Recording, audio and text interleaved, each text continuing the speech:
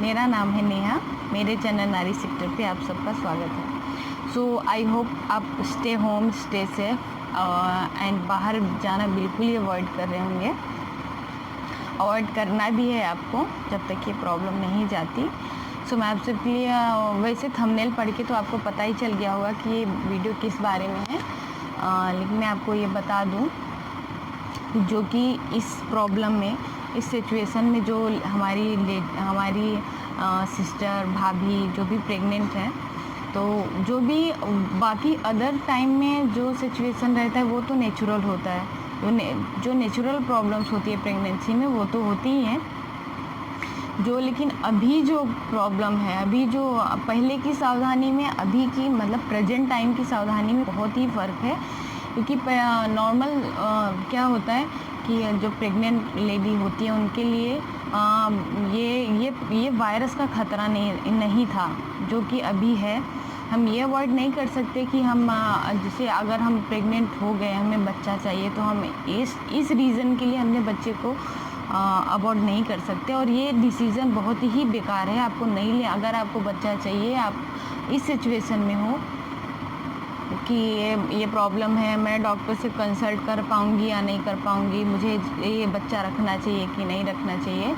लेकिन मैं आपको बता दूँ, या अगर आपको बच्चा रखना है तो प्लीज़ आप अपने बच्चे को अवॉइड मत कीजिए। क्योंकि इस रीज़न से तो बिल्कुल ही मत कीजिए, क्योंकि कोई प्रॉब्लम नहीं है। जो भी प्रिकॉशन बताया जा रहा है आप उसको लेंगे और सेफ़ रहेंगे, घर पे रहेंगे, तो कोई ख़तरा नहीं है, ना ही आपको, ना ही आपके बच्चे को।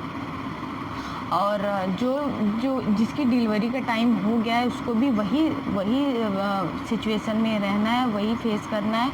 और जिसकी डिलीवरी का टाइम हो गया है उसको आराम से आप थोड़ी अगर आप अफोर्ड कर सकते हो तो थोड़ी प्रॉब्लम से दूर हो जाएंगे। क्योंकि अगर अच्छे हॉस्पिटल में आप जाइए और आप सेपरेट रूम लीजिए, उसको प्रॉपर सैनिटाइज करवा के रखिए। अदरवाइज़ किसी को अंदर मत आने दीजिए। आपके बच्चे डॉक्टर को तो आपको पता ही है, डॉक्टर ऑलरेडी सारे प्रिकॉशन लेते हैं। उनसे बेटर कोई नहीं जानता, हम भी नहीं जानते। तो अगर वो तो प्रॉब्लम होगी डिलीवरी वाली हो। बच्चा ऐसा नहीं है कि इस टाइम पे बच्चे अच्छे हेल्दी भी हो रहे हैं, अच्छे बच्चे भी डिलीवर हो रहे हैं, क्योंकि मैंने न्यूज़ में भी देखा है। सो प्लीज़ अगर आप इस चीज़ से डर रहे हो कि मुझे ये बच्चा रखना चाहिए कि नहीं रखना चाहिए, तो आप बेफिक्र हो कि ये बच्चा रखिए, क्योंकि कोई प्रॉब्लम नहीं है। आप ये सोच के अपने ममता को मत मारिए, क्योंकि ये प्रॉब्लम है। आपको वो भगवान ने वो खुशी दी है, जो नवाजी है आपको, वो उसको एक्सेप्ट कीजिए बेफिक्र हो के। सब उन पे छोड़ दीजिए, सब कुछ अच्छे से होगा। सो ये तो बात हो गई बच्चा रखने की।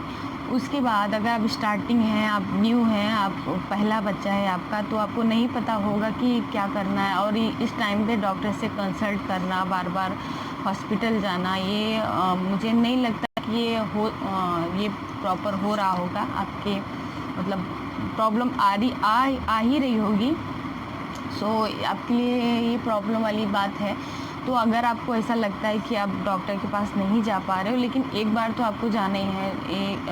अगर आपको पता, जैसे को पता चला 1 मंथ, एक महीने, 1.5 महीने, 2 महीने बाद, तो 2.5 महीने में, आपको बता दूं, 2.5 महीने में एक बार आपको सोनोग्राफी करवानी होती है, जो कि बहुत इंपॉर्टेंट है। आपको डॉक्टर के पास जाना होगा, आपको कंसल्ट करना होगा। और 3 से 4 महीने तक आपको वो डॉक्टर अलग टाइप की दवा देते हैं जो प्रेगनेंसी सपोर्ट के लिए होती है। तो उस पीरियड में आपको डॉक्टर के पास जाना है, और डेफिनेटली जाना है, वो आप अवॉइड नहीं कर सकते। आपको सेफ़ होके जाना है, जैसे कि मास्क और सैनिटाइज़र, और सेपरेट गाड़ी में जाना है आपको। अदरवाइज़ किसी को टच नहीं करना है। 1 से 1.5 मीटर का डिस्टेंस रखना है। ग्लव्स लगा के जाना है, फुल कवर होके जाना है। ये सारी चीज़ें अच्छे से करके तभी आपको बाहर निकलना है और अच्छे डॉक्टर से कंसल्ट करना है। सो आप ये सब करके आप बाहर जा सकते हो, और आप ये टाइम में आपको अवॉइड नहीं करना है। अगर आपका फिर से उसके बाद जो कि आप डॉक्टर के पास जाओगे तो आपको बताएंगे कि क्या आपको क्या सावधानियाँ रखनी है। अगर आप न्यू हो तो मैं आपके लिए बता दूं कि आपको 3 से 4 महीने के लिए बहुत ही केयरफुल होकर रखना है, क्योंकि आपके साथ साथ एक ज़िंदगी और जुड़ी है जो कि आप पे डिपेंड है, उसको कैसे रखना है, क्या करना है। तो आपको उसको लेके थोड़ा ज़्यादा केयरफुल होकर रहना पड़ेगा। आपको बाहर की चीज़ें बिल्कुल ही अवॉइड करनी होंगी। आपको पानी थोड़ा गुनगुना ही आए। मुझे लगता है कि बहुत ही गर्मी है, तो आप बहुत ज़्यादा गर्म पानी नहीं पी सकते, तो आपको ज़्यादा गर्म पानी पीना भी नहीं है। नॉर्मल आरओ का पानी पीना है और फ्रिज का पानी नहीं पीना है आपको। फ्रिज का पानी आप अवॉइड कर सकते हो तो कर दीजिए। आपको बाहर की चीज़ें नहीं खानी है, बिल्कुल ही नहीं खानी है। अभी तो अवेलेबल भी नहीं है, लेकिन आपको खानी भी नहीं है, पहले वैसे भी नहीं खानी है। ज़्यादा ऑयली खाना नहीं खाना है, ज़्यादा स्पाइसी खाना नहीं खाना है, और फास्ट फूड तो बिल्कुल ही नहीं खाना है, घर पे भी ज़्यादा नहीं खाना है। और आपको सैलेड खाना है। आप जो भी बाहर से ला रहे हो उसको अच्छे से डिटर्जेंट में वॉश करिए 2 से 3 बार। एक बार डिटर्जेंट में, एक बार वार्म वाटर में, उसके बाद एक सिंपल वाटर में। उसको आप अच्छे से वॉश करिए, अच्छे से सूखने दीजिए, फिर आपको खाना है। और आपको बाहर नहीं जाना है बिल्कुल, जो भी प्रेग्नेंट लेडी है उनको बाहर नहीं जाना है।